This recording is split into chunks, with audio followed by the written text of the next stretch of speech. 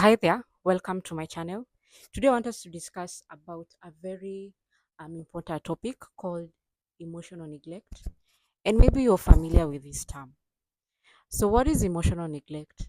Before I even begin, as always, I'm reading, but I'm going to divide this into two topics. One is how parents promote emotional neglect, and the other is how us as adults show up in homes that were we underwent emotional neglect, meaning we also have also gone through this. And you as a parent, planning to be a parent, you as an adult, you're able to see yourself, how you show up in the world. Okay. So what is emotional neglect? This is the consistent.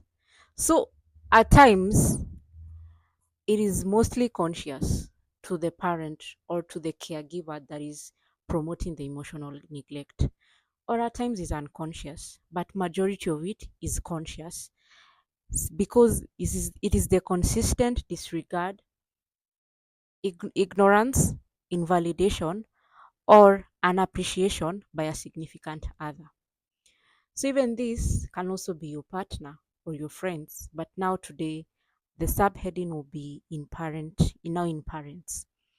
So this is whereby your parent consistently disregards, ignores, invalidates, or even lacks appreciation for you. And what that brings is the absence of emotional attention. How do parents do this? Okay. So the first sign is whereby they have your feelings minimized. In African settings, we have been through this. Like you're not allowed to speak your mind, you're not allowed to have an opinion. It is either my way or the highway. And now you're told, emotional encompasses of you expressing yourself, showing up you as who you are with a person with feelings and emotions and opinions. But if they are constantly minimized, that is how that is one way. The other thing is constantly being yelled at. African homes, I say it like never, it's not right to raise you. Like you can raise your voice in terms of bringing authority, but the constant yelling, like there is no modes of there's no formal communication. It is not a healthy way to pass communication. It is unhealthy as parents. There's ways of communication, there's ways of healthy ways on which things should be addressed. The other thing is being told what to think and what to feel. You're told your opinion don't matter, you should think like this. Or the minute you suggest something, you know people don't think like that.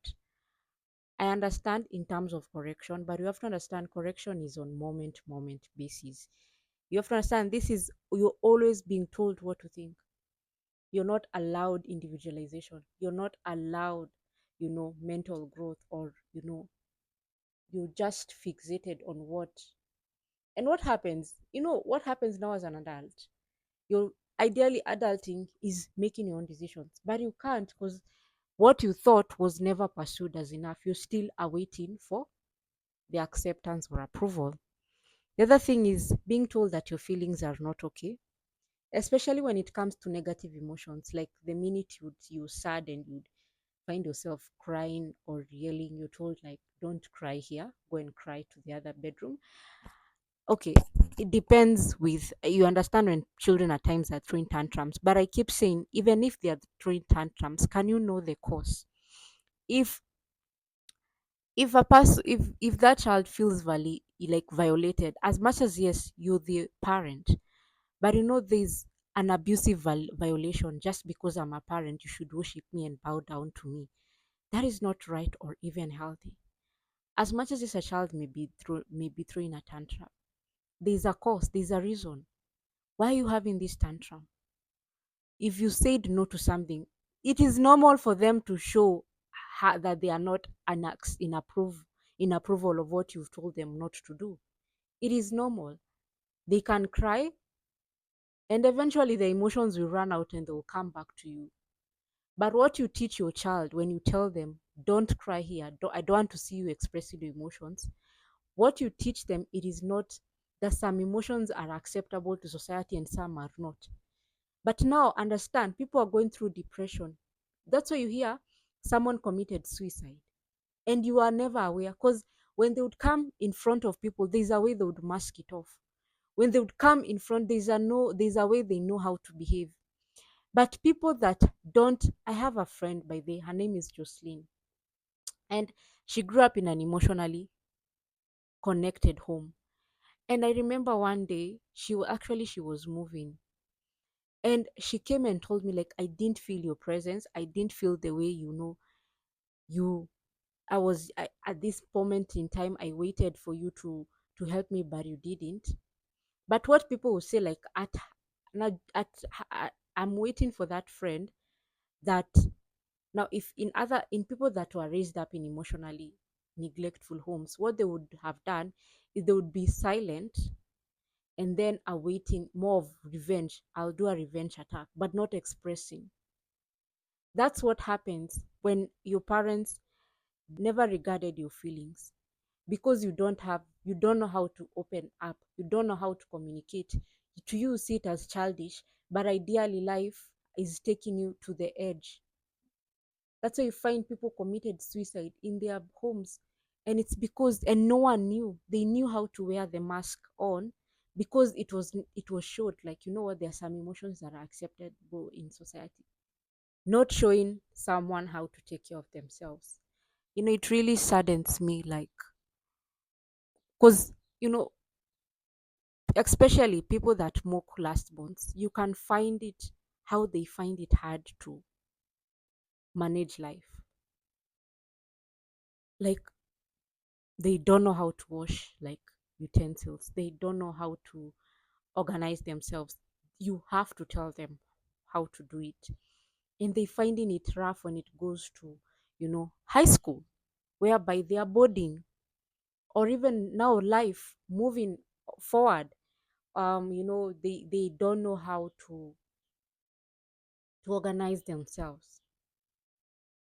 So if in your home, because especially these rich families, you understand, like, or even not even rich, well up, well-to-do parents, I understand when they needed assistance, but you have to understand some are told not to do anything, like completely not to do anything.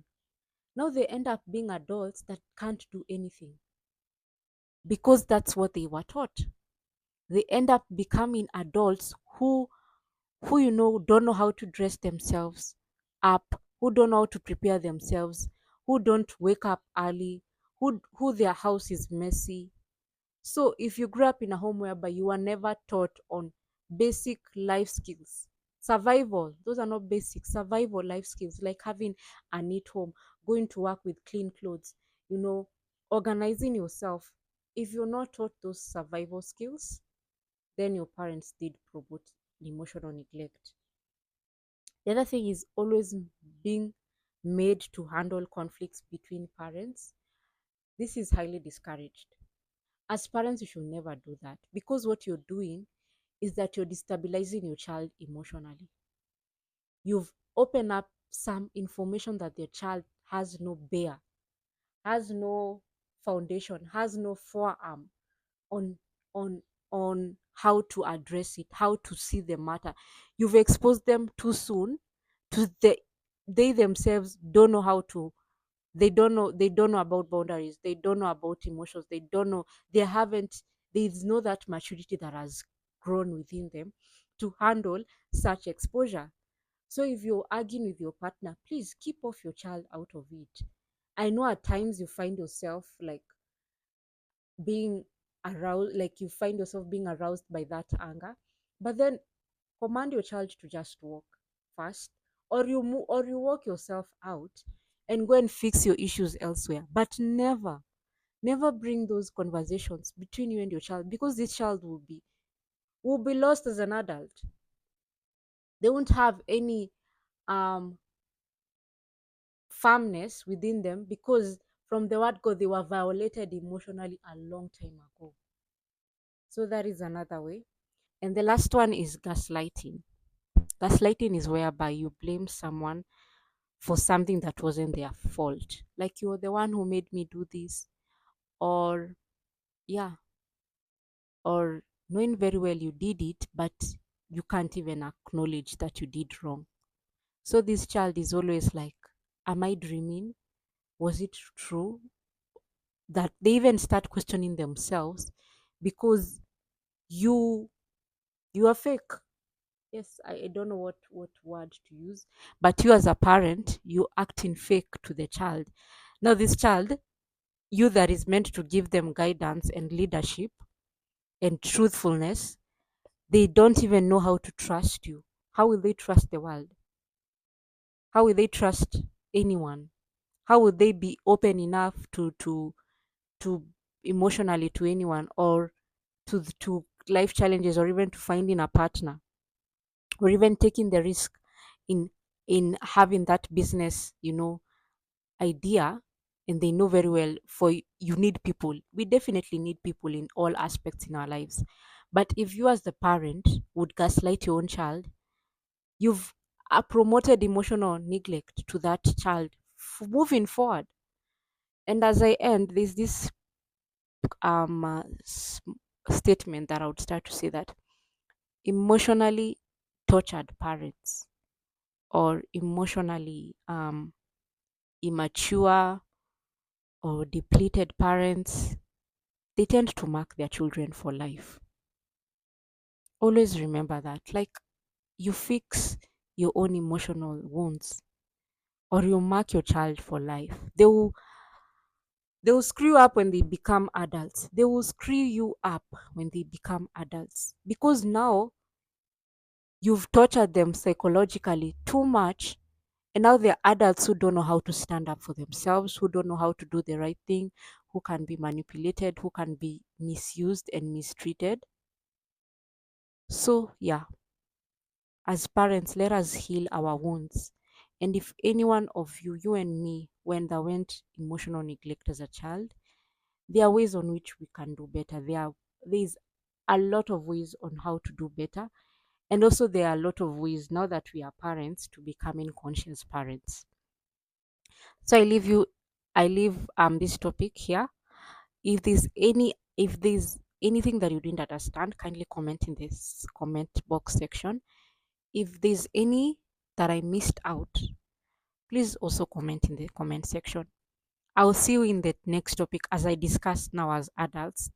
How do we show up if we grew up in emotionally neglectful home? Bye.